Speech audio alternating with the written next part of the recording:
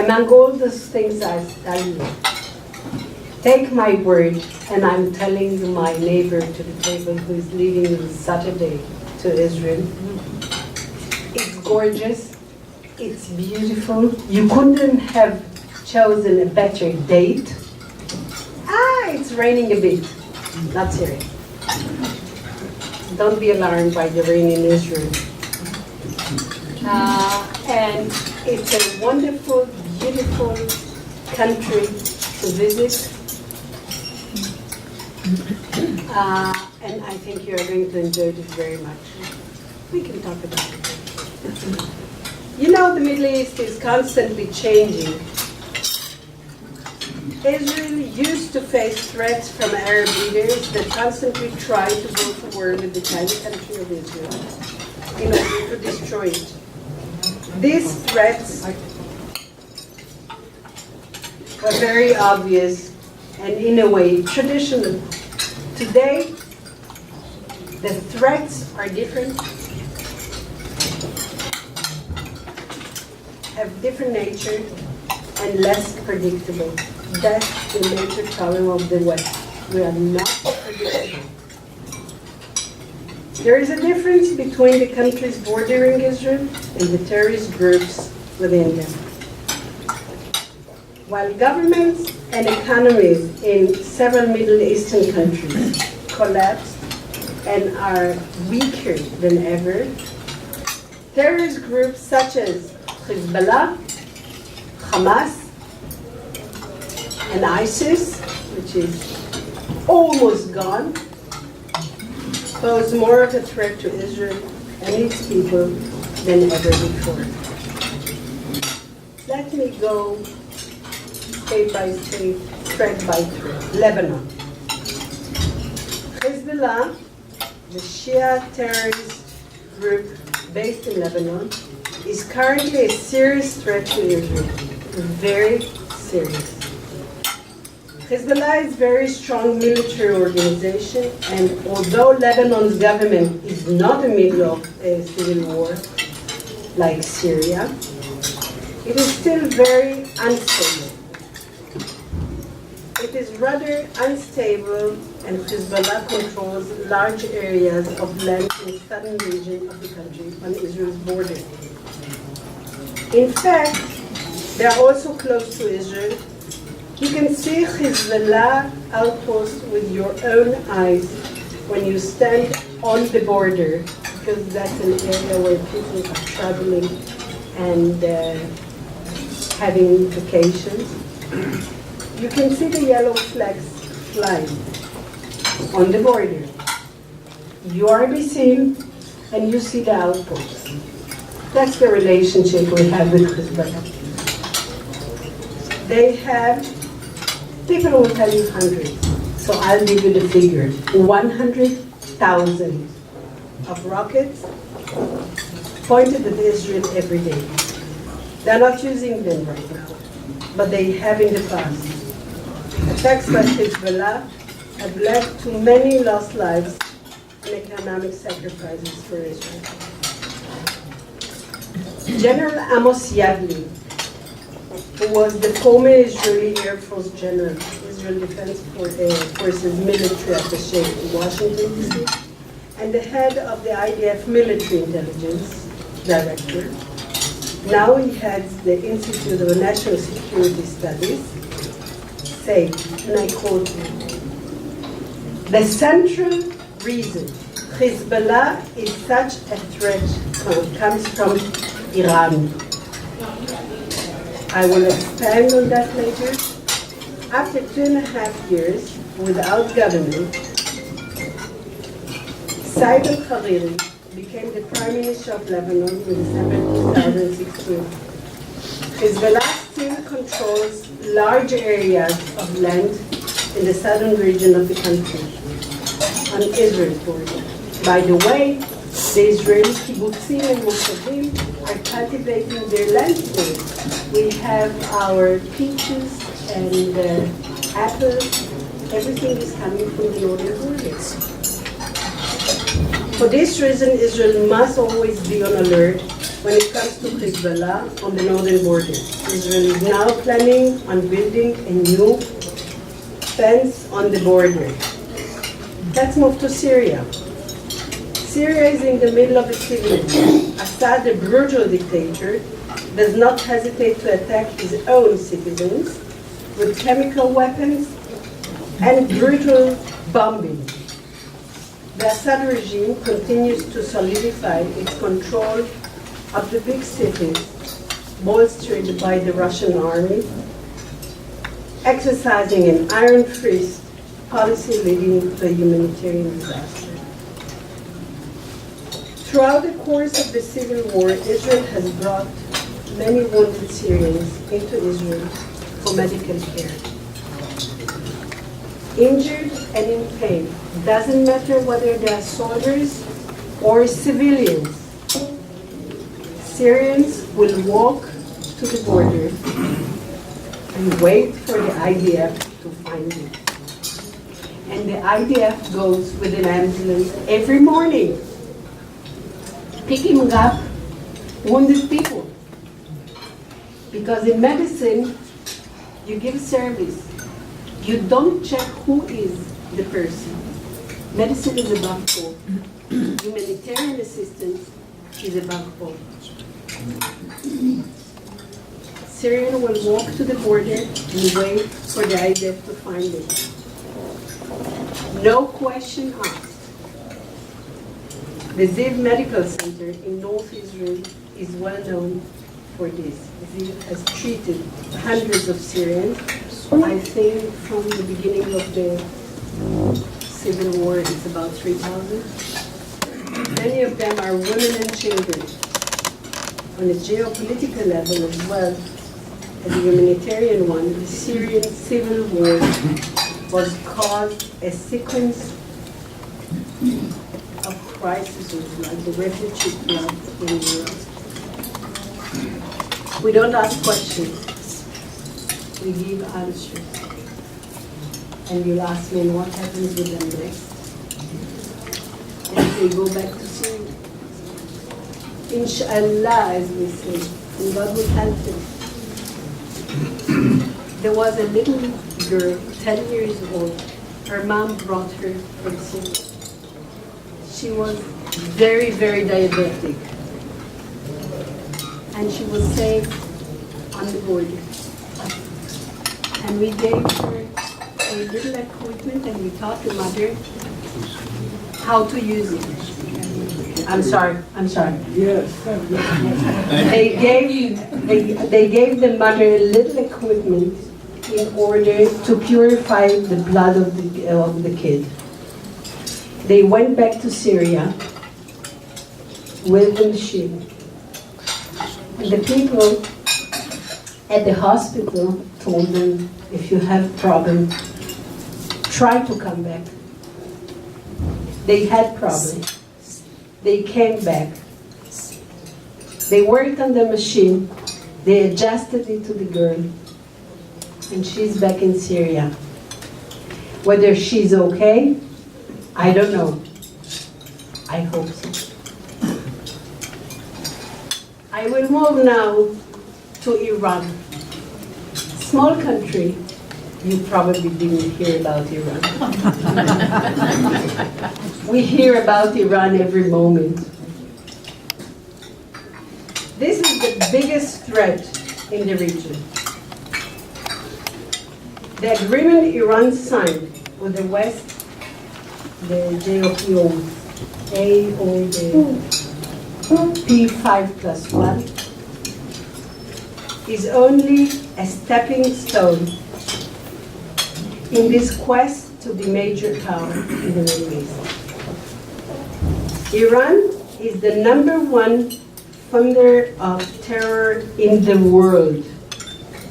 The nuclear agreement will facilitate Iran's plan to be a part of the international community again. It gives Iran the ability to wage war by proxy. Let me enumerate them. Hezbollah in Syria, Hamas in Gaza, Israel, and the Sinai Peninsula, which starts to become very hot. You better watch it. Houthis in Yemen, Revolutionary Guards in Afghanistan. I would like to commend President Donald Trump for his important decision on Iran this past week. It is completely clear, if one examines this agreement, that if nothing changes, Iran will have an arsenal of nuclear weapons within a few years. This agreement does not block this. It creates a sure path to the production of an enrichment system that would quickly bring Iran to dozens of atomic bombs.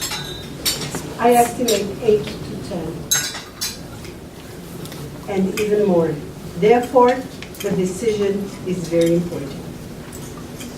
President Trump's decision creates an opportunity to fix the nuclear agreement and stop Iran's increasing aggression in our region. I believe that any responsible government and whoever seeks to promote peace and security in the world needs to take advantage of the opportunity that President Trump's decision has created in order to improve the agreement for abrogating and of course stop Iran's aggression. It is self-evident that the President's decision to impose sanctions on the Revolutionary Guards, I repeat, sanctions on the Revolutionary Guards, need to be supported. The Revolutionary Guards are Iran's main arm in spreading terror around the world, and of course, in spreading it, aggression throughout the Middle East. This is the worst part of the Iranian regime. Israel, US, and startup nations. In this time of terrorism, turmoil, and an alarming rise in anti-Semitism worldwide, the alliance between the US and Israel is more important than ever. To meet many challenges we face, we have to take our relationship to the next level. Israel needs a strong America by its side, and America needs a strong and secure Israel by its side as well. Through all of Israel's many trials and hardships as a nation,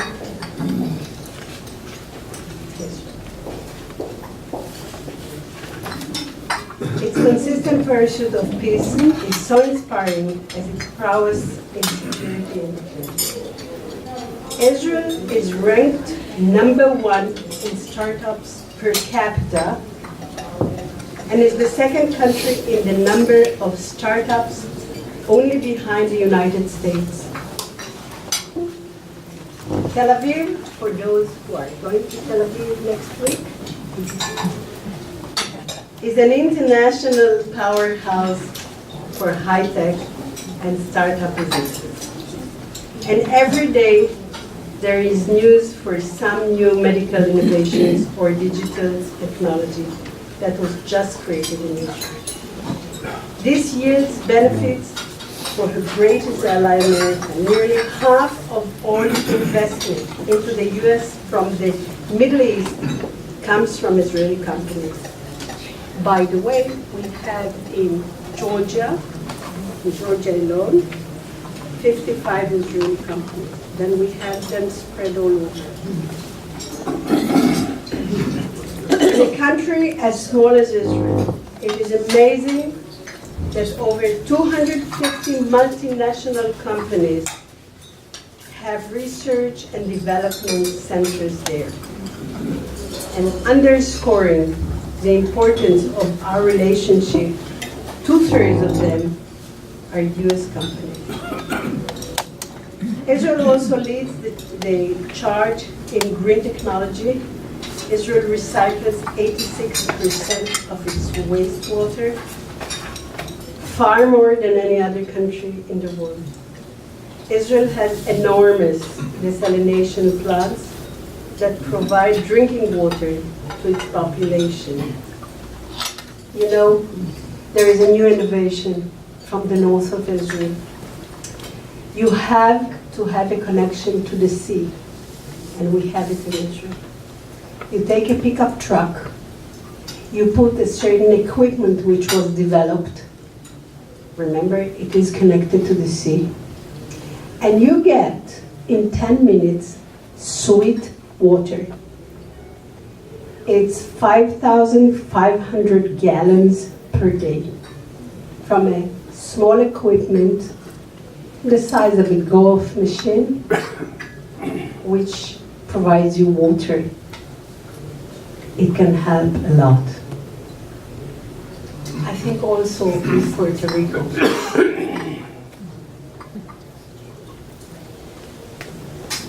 We provide drinking water to the population, and drip irrigation was invented in Israel, allowing farmers to grow produce with least amount of water necessary. This technology has been exported to countries in Africa who are experiencing droughts and food shortages to aid them in growing food with little water. Israel and US are two nations woven together, lands built by exiles seeking to live and worship in freedom, given life by democratic principles and sustained by the service and sacrifice of generations of patriots. The future of our relations depends on building new ties for a new time. The time to be heard is now. As Israel embarks on turning 70, this next year, the country is young and vibrant. We look forward to celebrating this amazing thing and continue to work closely together. Thank you once again for inviting me to speak here today. Shalom to everyone.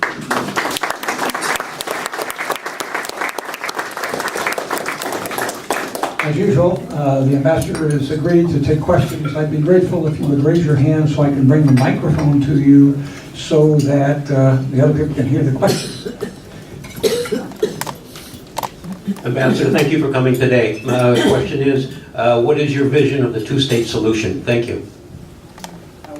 It's like you didn't ask anything. Only the two-state.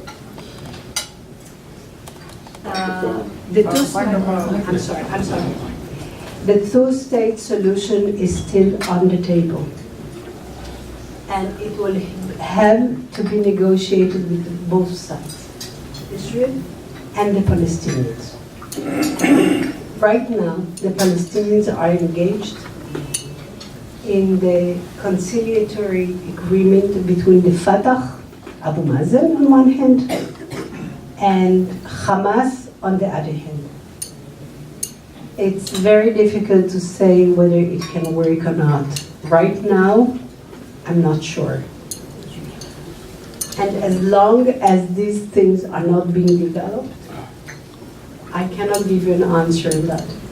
I can tell you that the US teams are working very, very hard and rushing between the two sides. Right now, they are most preoccupied with this conciliatory solution and trying to find a leader which will replace Abu Mazen. This is one of the problems which appeared this morning. Apparently in this conciliatory agreement, there is a secret part. But like any other places in the world, the secret is coming out. And it came out. And apparently, Khaled Mashal from Hamas came up as the person who might be replacing Abu Mazen once he's gone and get into the whole process. the whole conciliatory agreement is not accepted by Israel because it includes Hamas, which do not recognize Israel. And if they will not recognize Israel, will not desist from terrorism, will not disarm themselves, and I can go on all the list, nothing will move. Going back to your initial question on two-state solution, I think we should look to another direction. And the direction is the Arab states themselves as part of the solution and not part of the problem. I think that we have certain strategic relations with Arab countries, mainly the Gulf countries and the surroundings. And with Egypt and Jordan, we can sit down, negotiate, and reach an agreement which will encompass also the Palestinian problem. I think this is another venue which we should take into account. For the time being, my answer is that the two-state solution did not disappear. It's still on the table. Thank you. Thank you very much for speaking with us today. I have a very perhaps disconcerting question, and that is, you mentioned Iran, and you mentioned their nuclear weapons, ability to produce these nuclear weapons, and obviously they would ask you, Israel, how many nuclear weapons warheads do you have in your arsenal? And so I'm trying to balance this discussion, in other words. Thank you. I think there is no need for balance with Iran. I will not be balanced by Iran or any question for that matter. Asked about that question, I probably will not ask. And my part of the answer would be that I will not be the first to introduce nuclear weapon to the Middle East. There are others who will do it before me. This is not a beginning for any negotiation with Iran. Iran has its own package to deal with before it can come with questions to anyone in the Western world. Stop terrorism, stop ballistic missiles, stop spreading terror, then we can talk. Hi, it's a pleasure to be here and pleasure to listen to you. I recently went back to school for an additional degree in international business, and one of our courses was focused on startups. So I was so interested to hear what you had to say about startups. We were amazed in our course at just how many startups were coming out of Israel and what innovation was occurring in Israel. We were all surprised by it because we didn't realize it.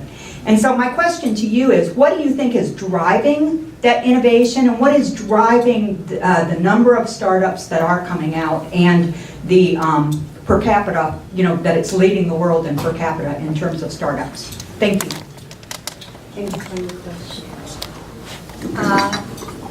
When you don't have, you have to produce.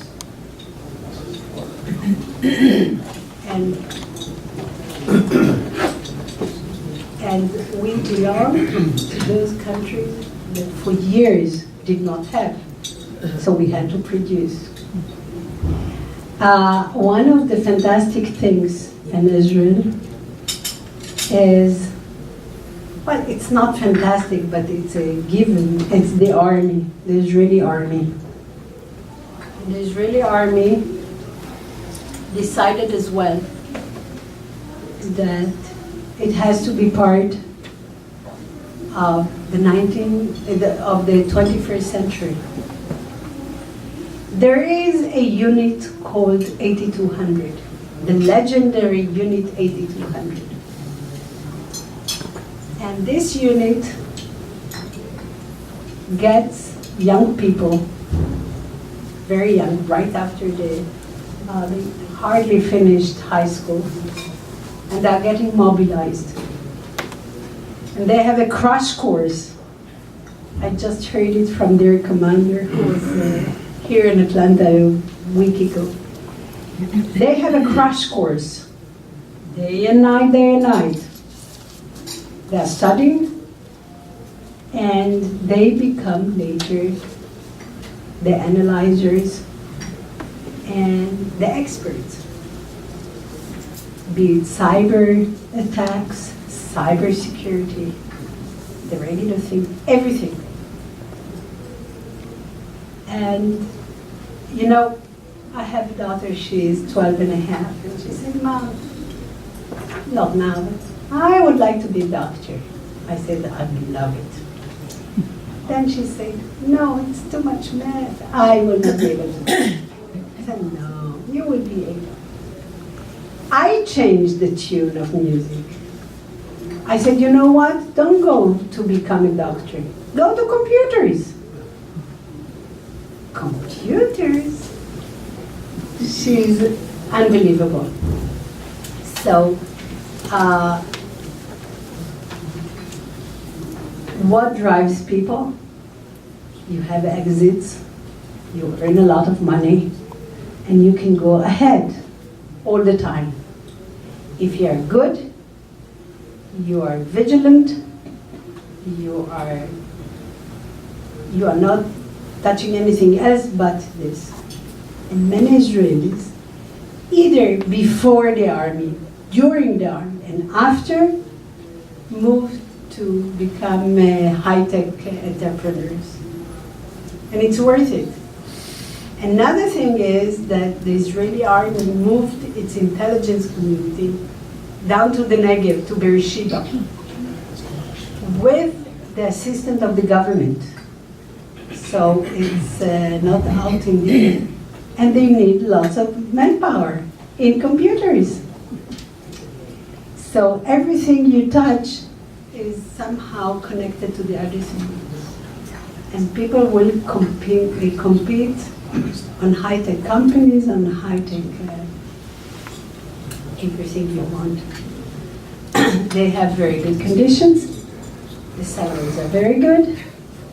And you can always have an exit for $1, $2, $3, $5 billion.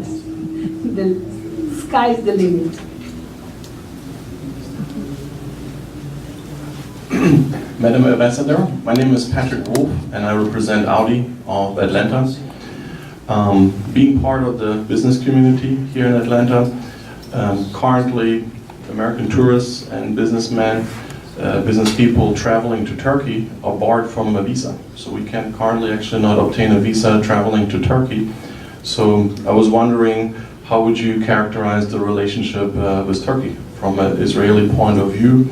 And if there's still time, maybe also to weigh in on Russia's impact in the region with the current events. You didn't Thank say you. anything, just Russia and Turkey. I'll start from Turkey. I don't know what is the bypass for visas to Turkey. You can go to Israel, leave Turkey. I cannot say anything else. There is a line, Atlanta, Istanbul, Tel Aviv. So maybe that will be an easier way. But with regard to Russia, it's more complicated, it's less easier, but I have a lot to say. Russia joined the war in Syria in 2016, I believe, at the end of 15. And since then, they are stuck in Syria. They are definitely directing the war and directing Bashar al-Assad with the war. And they are standing by him, no doubt about it. They are in close, and I underline, close contact with Israel. We update them about everything, and they update Israel. They listen to us. It's a very good contact which exists between Prime Minister Netanyahu and Mr. Putin. it was a decision from the beginning that everything we do, we will update the Russians. You cannot work in an empty, hollow area. It's very, very sensitive and explosive. Last week, we had the defense minister of Russia come to Israel. Prime Minister Netanyahu met with him, and and the defense minister Lieberman met with him. This morning, Prime Minister Netanyahu spoke with Putin, updated him about Israel Air Force knocking out a battery in the south. This missile battery, tried to knock down the Israeli Air Force airplane. They couldn't. Israel retaliated, and this morning there was a phone call to the Russians. We updated them. So no one can on either side, but mainly on the Russian side, say we didn't know. Because the explanations are always there and on time. They are involved everywhere possible. Whether they are going to stop Iran in Syria, I don't know. I don't have the answer. I wish they would have done it, but I'm not sure. That's what I have to say. Thank you, ma'am. And go from Atlanta to Istanbul and then Israel.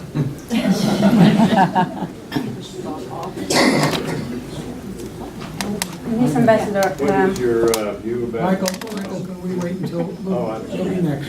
I'm sorry. I'm sorry. Miss Ambassador, I'm from Russia. My name is Olga. I said good things. I know. It's first part of my question. It's not a question. I talked to my father like last Sunday, and when I mentioned that I will go to the meeting where Israel ambassador will speaking, he asked me to tell you that Russian people wish all the best to Israel people, and I know that actually a relationship between Russia and Israel, I'm not talking about official, like it's goes down and up. Very warm and very intensive. It's right. In business and tourist, cultural, whatever. And a lot of Russian-speaking people live in Israel.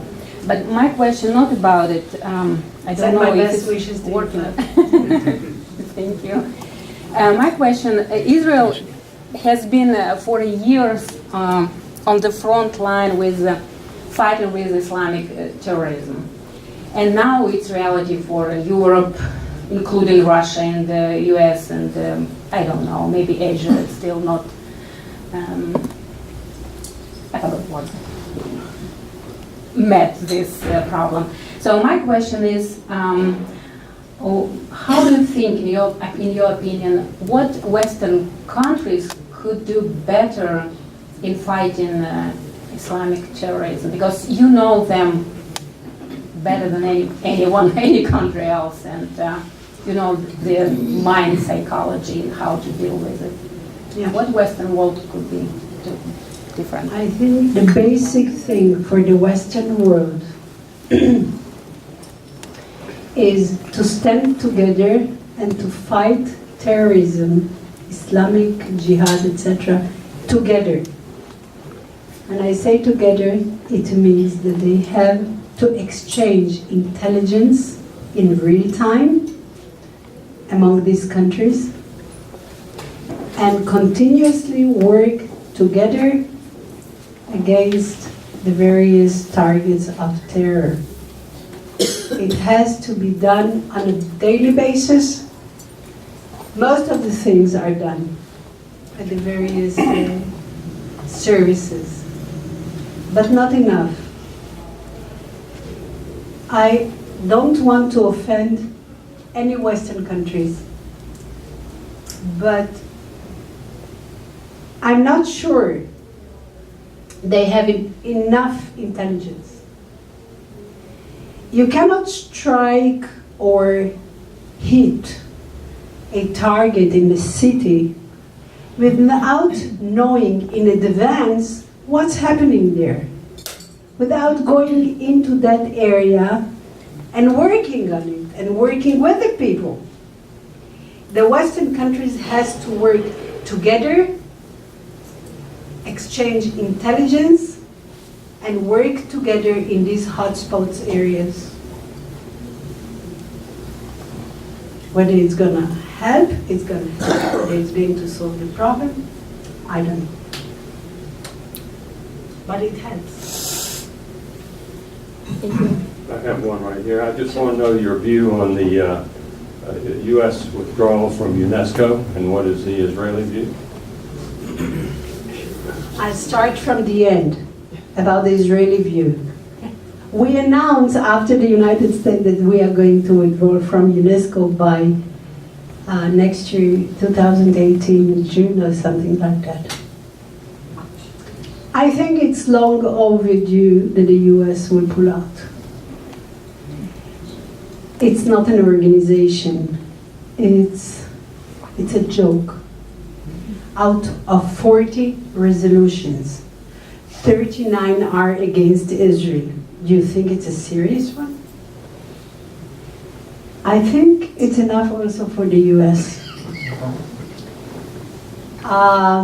There was one change though, 3 days ago, and I don't know where the US or Israel will stand about it, because we announced also that they're going to pull out. The day of the decision of the US and Israel, a new Secretary General was elected to head UNESCO. And the Secretary General's name is Azoulay. She's French. She's Jewish. She was the Minister of Culture of France. Whether she can change, I don't know, because it's not personalities who change, because the member states or the members who comprise of UNESCO are countries that decide themselves what to do. I don't know whether she can change their vote, but a different attitude in the organization, which will not have a constant barrage on Israel for no reason, might change something. I don't know to what extent, but right now we have the US and Israel who promised to pull out.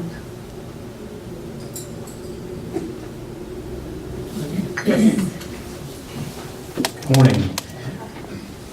I'd like to talk to you today a little bit about the BDS activities over the last 3 or 4 years. For those who don't know, how could you not know, but it's boycott, divest activities so that some people want to boycott Israel. And currently, I think it's Senate Bill 720 has been on the books since March to make it illegal for us to boycott Israel, which is also probably not a good idea. I'm just wondering, is that movement so powerful that we need to take such proscriptive actions against these boycotts? I mean, it seems to me that in a capitalist market, we're both free nations, we both love each other a lot, and we have some people that just don't agree with certain policies, and so they just don't want to own stock in your country. Why do we need to go to such lengths as to prohibit businesses in the United States that engage in interstate or foreign commerce from indulging themselves in their political views through their business activities? It seems to go against capitalist principles to do that. And it seems to go against your... Well, to boycott anything should be your own choice as a citizen. I'm not saying that I should boycott Israel or want to. I'm just saying that why is it necessary to go to that length when the markets will soak up the demand for those opportunities? There's plenty of people that support Israel. So why do we need to go to such a length to prohibit it from happening from this minority of people, seeming minority? That's my question. Why do we need to go to these lengths when actually Israel has lots of supporters in the world that want to keep them alive and well? Why do we need to make it look so bad from a PR standpoint to do this? If you can stop BDS totally, I will say you're right. But you cannot stop BDS at all. You can control it.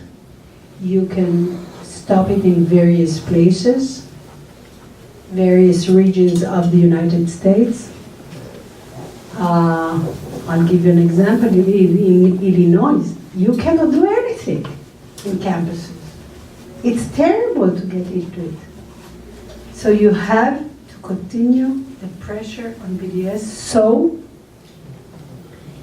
that various organizations will not even submit, a priori the resolutions to boycott Israel. Yes, and I have a lot against boycotting Israel. You boycott 3 companies or 5 companies, it hurts. And even if you support me, it hurts. I'll give you an example of how absurd is this BDS. There is a company, an American company, SodaStream. They decided to establish a company in the West Bank. They did it. And they took only Palestinian workers, only. And it developed very beautifully.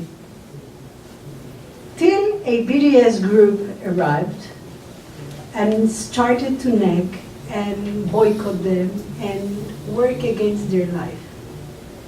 SodaStream decided, I'm not going to take it, and closed it down. Who was the main victim?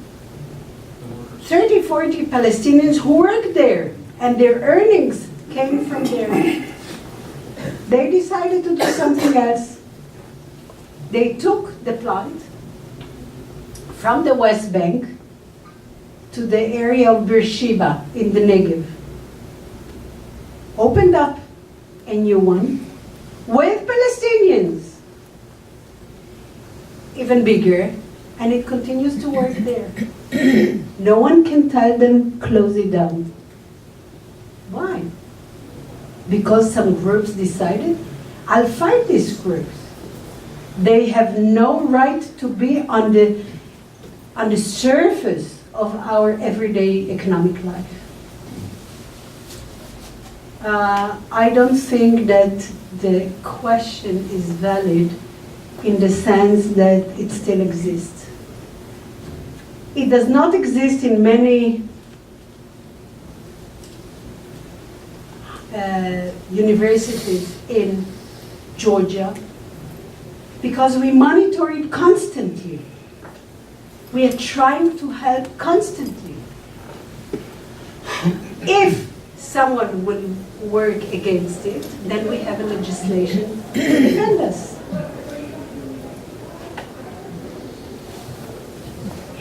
I have no more to say on this.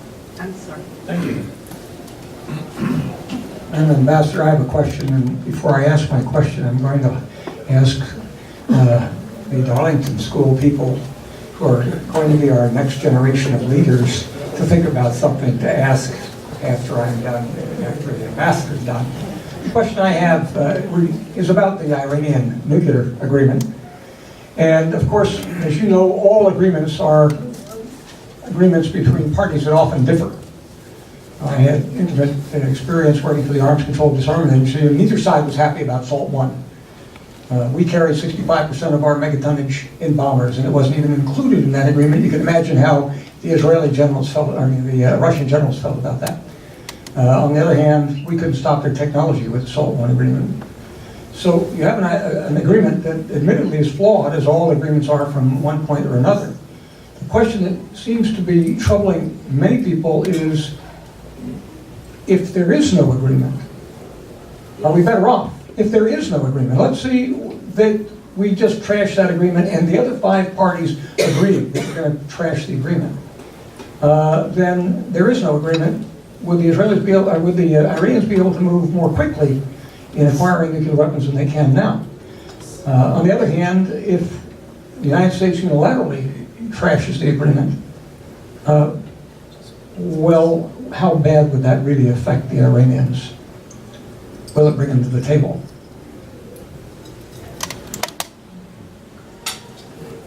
I'm not sure I have answers for all your questions. But I have to underline that President Trump did not leave the agreement yet. He's not there. He is not there. He might be there. I don't know. He has enough pressure from inside the house, from the house, that will not let him do it. And there are Israeli generals who say the situation right now is horrible, but it's better than not have anything. I cannot give you an answer because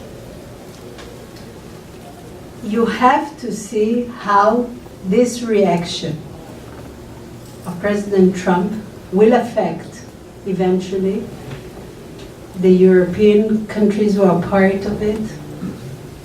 What will happen with North Korea? We are not living in a vacuum. There are lots of things which might evolve and develop. I don't know the answer what will happen if.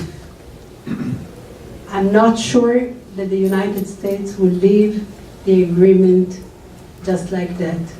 The agreement can be modified, can be corrected, doesn't have to be nullified. It can be nullified if you don't have any other alternative.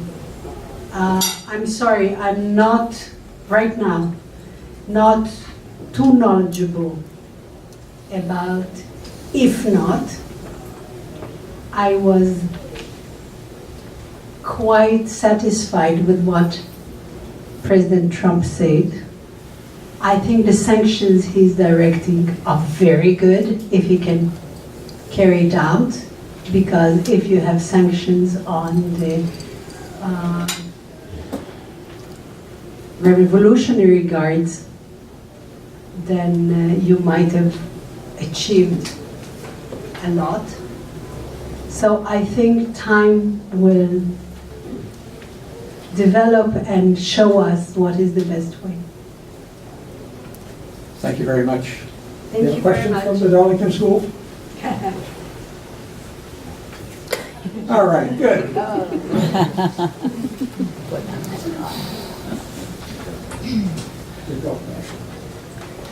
Thank you so much for your time today. I was just wondering if you believe that there's any way that the United States and Israel can build the relationship to make it stronger, and if so, in what ways?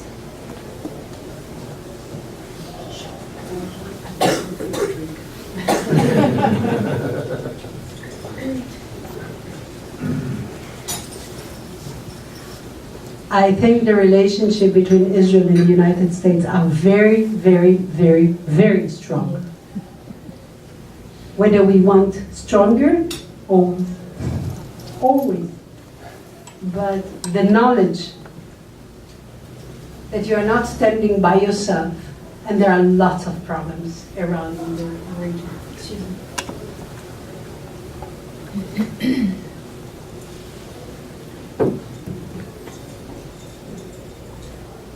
The knowledge that we share values and we share intelligence, we share information, we work together, alleviate the burden to stand alone. Yes, we would like to see the United States even stronger if it can, but we don't have complaints right now. If there are no other questions, I would like to thank the ambassador for joining us today.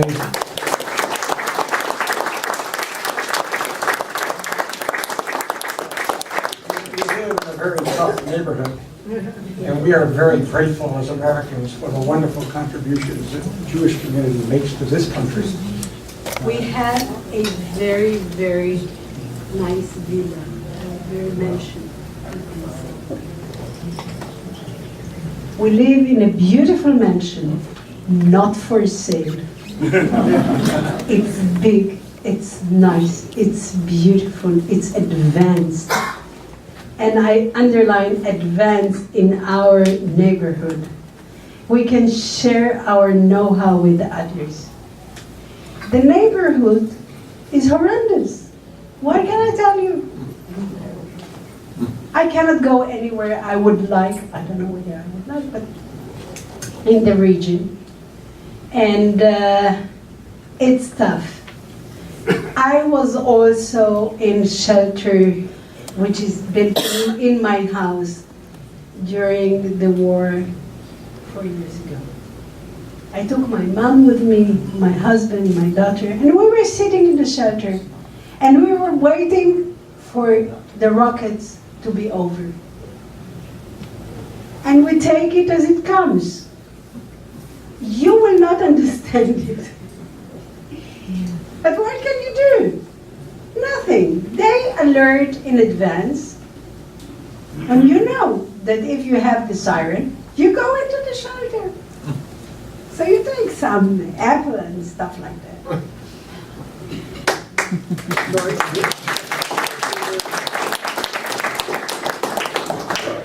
Yes, November 16th, same time, same place. Look forward to seeing you all.